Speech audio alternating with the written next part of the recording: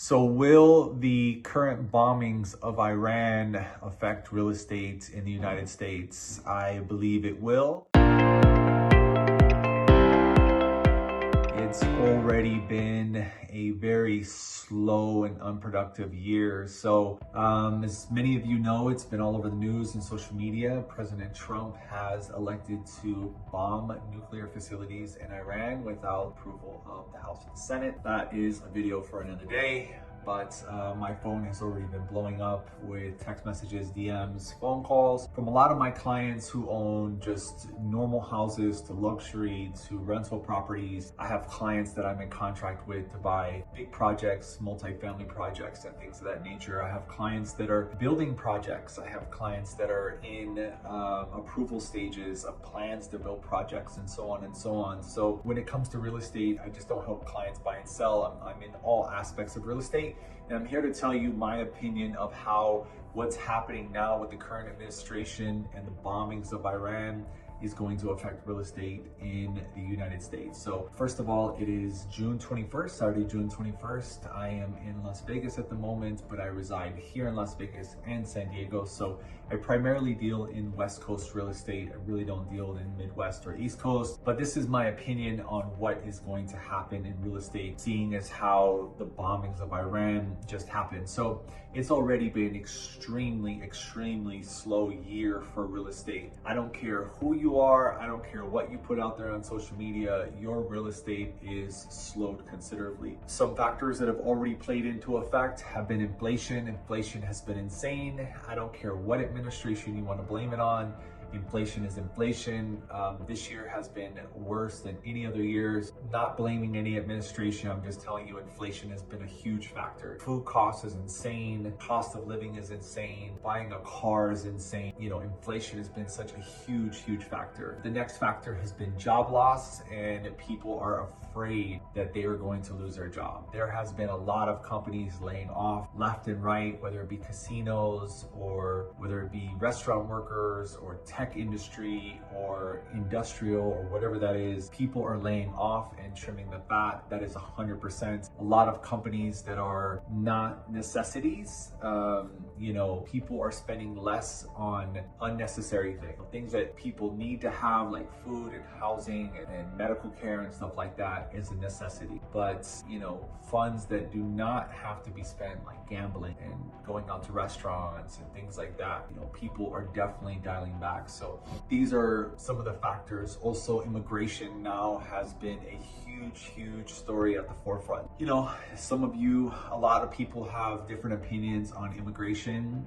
There is millions and millions of undocumented immigrants here in the US. And whether you like it or not, undocumented immigrants are a huge part of our workforce. They are very hard workers. They are just looking for a place to work and do what's best for their family and try and do better for their family and have a better life. Now, of course, there's always going to be assholes and exceptions to the rule. There are always going to be, you know, murderers and drug dealers in every race. Whether you're undocumented or you're documented, doesn't matter. There's always going to be, there's always going to be assholes in every race, and that's just how I feel. Again, this is my opinion, right? So these are the three major factors of why I think it's been extremely slow real estate year in 2025. The first one is inflation. The second one is job loss, and people are afraid to lose their job. And the third one is immigration. So in adding to an already extremely slow real estate market, now President Trump has taken upon himself to bomb Iran without any approval from Congress, which again is a video for another time. I see a lot of people, whether it be liberals, Democrats, Republicans, left, right wing, doesn't matter, right? Everybody's gonna have their opinion, but this is gonna add to the already continuation of the first three factors that I've already explained. People are trying to blame it on interest rates. Interest rates are about 6.5%. That is a normal interest rate. These are not high interest rates. The problem is that when COVID hit, they dropped the prime rate to 0 and we were getting 2.5%, 3% interest rate, and prices doubled and even tripled in some areas. So in saying that, you know, that was the problem. The problem was that we had interest rates that were never before seen, which caused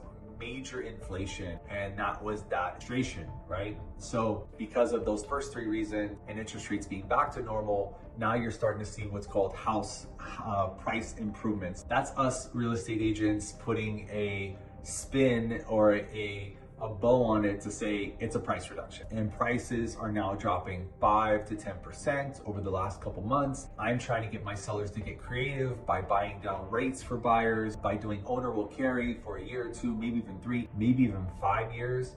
A lot of the builders now are being very hesitant because they can't unload their current inventory. They're giving incentives, they're giving 4% commissions. I just saw today they're buying down interest rates on the first year down to 2%, second year's at 3, third year's at 4, and the fourth year is at 5% interest rates, and the builder is buying down all of that, plus paying closing costs, plus paying 4% commission, plus, because they have an influx of inventory that they cannot get rid of. Because remember, builders have bought all of this land at a much higher premium. The cost of materials is much higher. The cost of labor is much higher. So in order for them to make their margins, they have to sell these new homes a lot higher than what was currently already in the past, 3, 4, 5, 6 years ago. So builders are not continuing forward with their plans to continue to build all these new homes. A lot of builders are now on a pause, and now adding this current bombing to the mix, it is only gonna make things, I don't wanna say worse, but it is gonna make things slower. In my opinion, I think real estate has already been extremely slow this year, and the fact that the bombings happened, it's only gonna continue to add to the turmoil. Now, I've been an agent since 2004. I went through the crash of 05, 06, 07.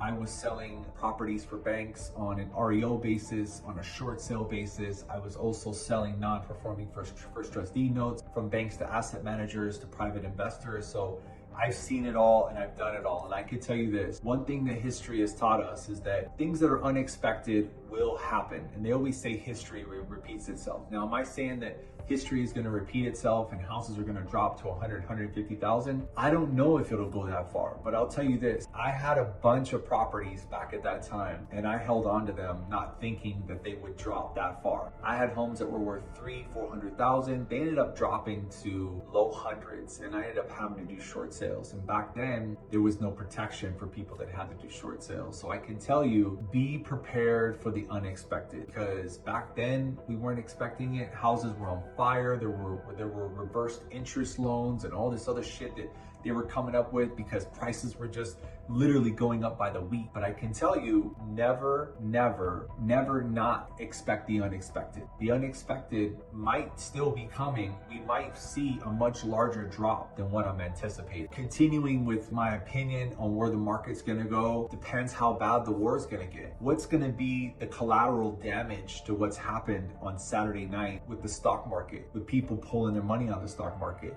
Is the stock market gonna crash? Is it gonna go up? Is there gonna be some factors that the current government does to be able to offset the current craziness of this nation right now? This nation is in just disarray, from everything from immigration to job loss to now the bombings to, if the stock market crashes on Monday or Tuesday, it is only gonna add to an already volatile nation. And we already are at odds with each other.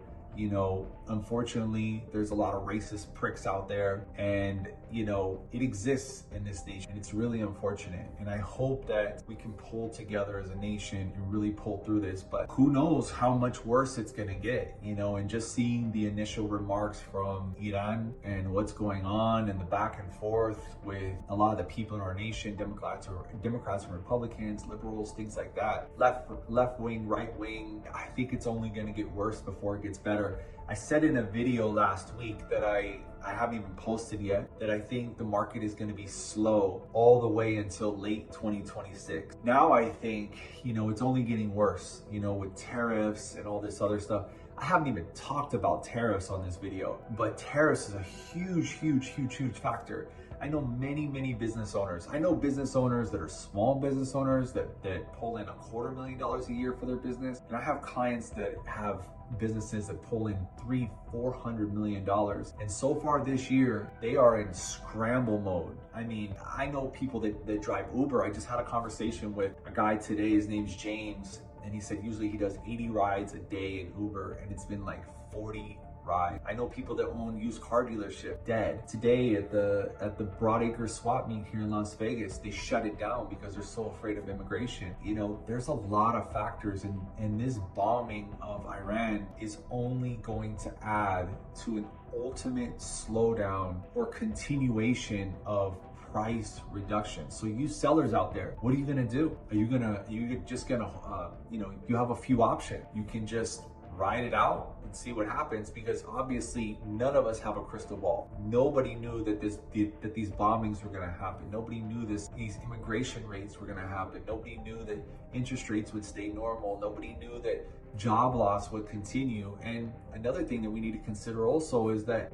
as a business owner, if I can cut costs due to the economic state of the nation and replace jobs with AI, I'm definitely going to do it. Not because I want to cut jobs and affect people's lives, but I don't have a choice but to try and find a way to reduce my bottom line and increase revenue just to keep my doors open. So there's a lot of factors to consider here. Like I said, it's Saturday night and my phone is literally blowing up right now. It hasn't stopped since I started this video. A lot of people are freaked out, and we don't have control over what's going to happen. We have zero control over what's going to happen to this nation, to going to war, to the immigration. There's a lot of fronts that this administration is battling, and it's only right now, from what I can see in 2025, it's only been a negative impact. So to finish up this video and to reaffirm what I've been saying, I think real estate is going to continue to drop. I just don't know how far. And right now, actually in 2025, there's been such a huge gap between what sellers want and what buyers are willing to pay. And I think that gap is going to start to close. You might have to think about taking a lot less to get rid of it now in order to not take less later, or you ride it out and you hope that the economy bounces back. At the end of the day, it's a risk and it's a gamble. We don't know what it's gonna be like. We just don't know what's gonna happen. Just like the stock market, Bitcoin goes up, Bitcoin goes down, people still buy while it's down, they hope it goes back up. All we can do is try and live our lives the best we can and just get creative with trying to make money. And we're gonna have to pull together and really get through this. Who knows what's gonna happen. And when times get rough, and right now, times are getting rougher. It's been rough this whole year. So if you guys have any questions, let me know. Definitely here to answer. If you're gonna ask me what you should do, that's really gonna be dependent on your situation, on how bad you need to sell that property or how bad you need to buy that property. So that's it's always a case by case basis. So anyways, hope everybody has a blessed night, and we'll see you on the next one.